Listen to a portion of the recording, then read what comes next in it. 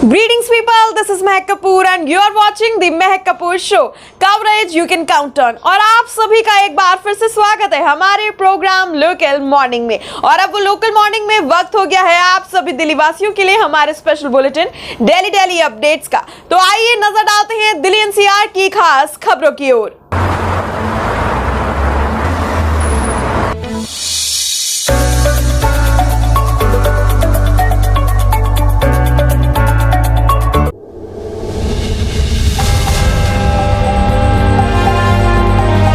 इंसाफ के लिए दर भटकने पर मजबूर लड़की। दिल्ली पुलिस के बदरपुर थाना क्षेत्र की पुलिस ने डीटीसी बस ड्राइवर के खिलाफ शिकायत दर्ज करने से इनकार कर दिया। कहा महिला से जहां बदतमीजी हुई उसी क्षेत्र में थाने में जाकर लिखवाओ अपनी शिकायत। पत्रकार धर्मेंद्र चाहर की रिपोर्ट।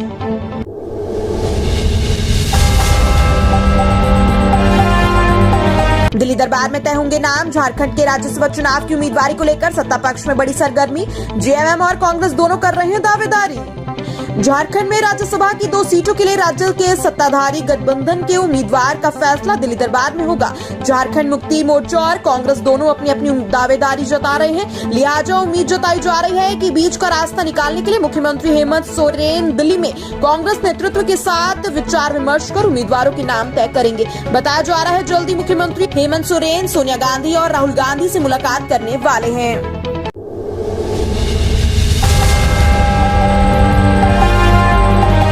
यासीन मलिक की सजा के विरोध में दिल्ली एनसीआर में हो सकता है आतंकी हमला। सुरक्षा एजेंसियों ने जारी किया अलर्ट। प्रतिबंधित संगठन जम्मू कश्मीर लिबरेशन फ्रंट के चीफ यासीन मलिक को टेरर फंडिंग मामले में सजा का ऐलान हो चुका है। दिल्ली के एनआईए कोर्ट ने यासीन मलिक को उम्र कैद की सजा सुनाई है। इसके साथ ही कोर्ट ने 10 लाख रुपए का जुर्माना भी लगाया है। इसी बीच सुरक्षा एजेंसियों को यासीन मलिक को लेकर बड़े अलर्ट जारी कर दिए हैं।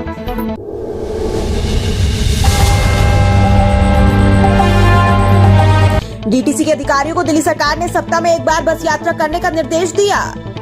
दिल्ली सरकार ने दिल्ली परिवहन निगम और परिवहन विभाग के ग्रुप ए और बी के सभी अधिकारियों को सप्ताह में कम से कम एक बार अनिवार्य रूप से बस में यात्रा करने और उसकी स्थिति और कर्मचारियों के व्यवहार को लेकर प्रतिक्रिया देने का निर्देश दिया है। दिल्ली के परिवहन विभाग ने बुधवार को एक परिपत्र जारी करके आदेश दिए हैं। परिवहन विभाग ने कहा कि विभाग द्वारा संचालित 7,000 से अधिक बसों का बेड़ा है और अब दिल्ली परिवहन निगम यानी डीटीसी और क्लस्टर बसों के बेड़े में लो फ्लोर इलेक्ट्रिक बसों को भी जोड़ा जा रहा है।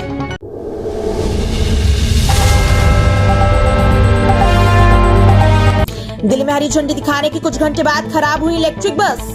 दिल्ली परिवहन निगम यानी डीटीसी के बेड़े में मंगलवार को शामिल हो गई 150 नई इलेक्ट्रिक बसों में से एक यहां इंद्रप्रस्थ डिपो से हरी झंडी दिखाकर रवाना किए जाने के कुछ घंटे बाद वाहन के निर्धारित सीमा से अधिक तापमान होने के कारण खराब हो गई। हालांकि दिल्ली परिवहन निगम ने कहा कि अंतर्निहित सुरक्षा प्रणाली के कारण बस रुक गई है और इसकी जाँच करने के बाद सही करने के बाद 2 घंटे के बाद दोबारा इसका संचालन शुरू किया गया।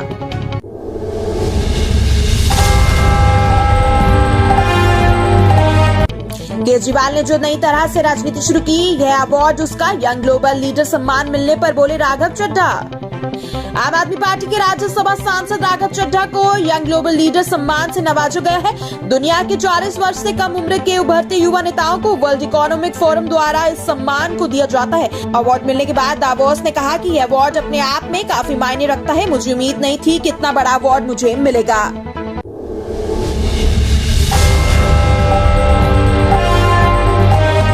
दिल्ली में वंदे मातरम को राष्ट्रगान की तरह सम्मान देने वाली याचिका पर हाईकोर्ट ने केंद्र से मांगा जवाब। राष्ट्रगान की तरह वंदे मातरम को भी समान सम्मान देने की मांग वाली याचिका पर दिल्ली हाईकोर्ट ने केंद्र को नोटिस जारी कर जवाब मांगा है। कोर्ट ने केंद्र को 6 हफ्ते में जवाब दाखिल करने को कहा है। केंद्र को यह नोटिस बीजेपी नेता अश्वनी उपाध्याय की याचिका पर जारी किया गया। हालांकि दिल्ली हाईकोर्ट ने उपाध्याय को याचिका दाखिल करने पर पहले मीडिया में जाने पर नाराजगी जताई।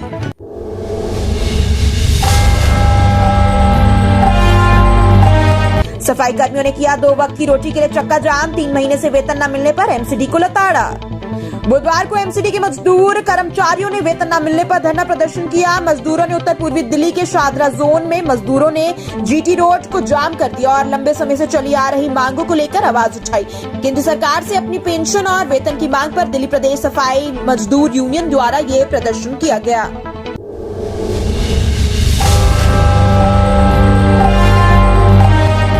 फैक्ट्री में बाल मजदूरों को छुड़ाने गई बीबीए की टीम पर हमला, 13 लड़कियां और 8 लड़कियां कराई गई मुक्त। बचपन बचाओ आंदोलन के कार्यकर्ताओं ने पुलिस और अन्य संगठनों के सहयोग से मंगलवार देर रात दिल्ली कैंट की एक फैक्ट्री से 21 बाल मजदूरों को छुड़ाया। इनमें 13 लड़के और 8 लड़कियां हैं। इनकी उम्र 8 से 17 साल के बीच है। अभियान के दौरान बचपन बचाओ आंदोलन यानी बीबीए की टीम पर फैक्ट्री मालिक और उसके आदमियों ने हमला किया और गाड़ियों के शीशे तोड़ दिए। साथ ही जब छुड़ाई गई बच्चियों को जब निर्मल छाया आश्रम ले जा रहा था तो हमलावरों ने उन्हें छीनने का भी प्रयास किया। हालांकि वो लोग बच्चे छीनने से नाकाम रहे।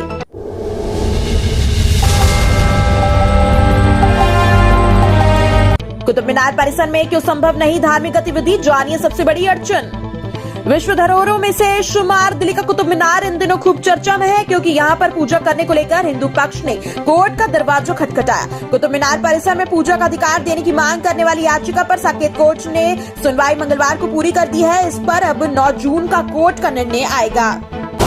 रोजाना दिल्ली की खास खबरों से जुड़े रहने के लिए चैनल को लाइक, शेयर एंड सब्सक्राइब करना बिल्कुल ना भूलें। और आप हमें कमेंट सेक्शन में अपने स्टेट और एरिया का नेम जरूर बताएं जिससे हम आप तक आपके एरिया की न्यूज पहुंचा सके। और अगर आप भी अपनी न्यूज हमारे साथ इस बुलेटिन के माध्यम से दुनिया तक पहुंचाना चाहते हैं तो डिस्क्रिप्शन में दिए गए लिंक पर जाएं और सोशल मीडिया चैनल से जुड़े। आज के लिए बस इतना ही। आपसे फिर मुलाकात होगी लेटेस्ट अपडेट्स के साथ इसी शो लोकल मॉर्निंग में, only on the Mahak Kapoor show. Coverage you can count on.